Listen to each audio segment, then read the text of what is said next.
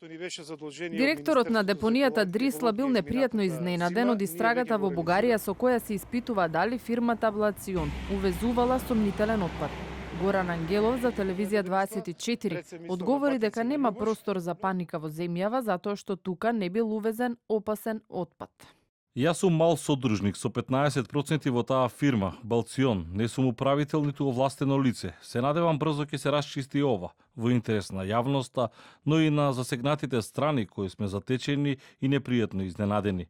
100% гарантирам дека во земјава нема увезено ништо опасно. Неговиот партнер Баже Игнатов, со кого имаат 15% од собственичката структура во Блацион, во телефонски разговор тврди дека во Бугарија не бил увезуван опасен отпад, како што пренесува бугарските медиуми. Нивната фирма, во која имаат уште двајца партнери италијанци, Винченцо Трасари и Ецио Боче, увезувала единствено зелен отпад. Работиме грин код, зелен код. Зелен код не може да биде сомнителен. Во некоја пратка имало дрво, имало стакло, пренесуваат медиумите, но анализа треба да се направи од сите контейнери, а не само од еден контейнер.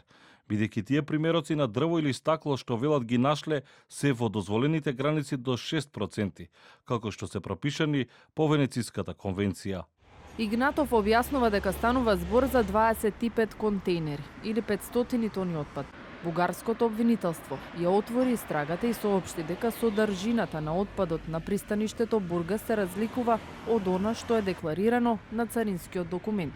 Требало да биде пренесен во термоцентралата Бобовдол, но откако пристигнало отпадот на бугарската термоцентрала истекла лиценцата за горење на отпад и морало да се врати назад во Италија, вели Игнатов. Отпадот е транспортиран со брод на 5 септември минатата година и му е определен режим на времено складирање во рок од 90 денови. Но откако сопственикот не реагирал на предупредувањето на царинската управа поради истечен датум, обвинителството ја отворило истрагата, велат оттаму.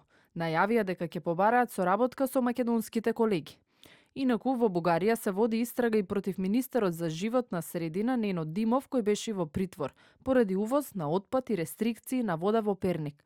Италијанските медиуми пак јавуваат дека во тек е операција на тамошната полиција против сицилијанската мафија, поради сомнежи за милионски бизнис со отровен отпад кој се увезува за уништување во Бугарија. Преди време уништожаването на отпадъците често се извършваше в Китай.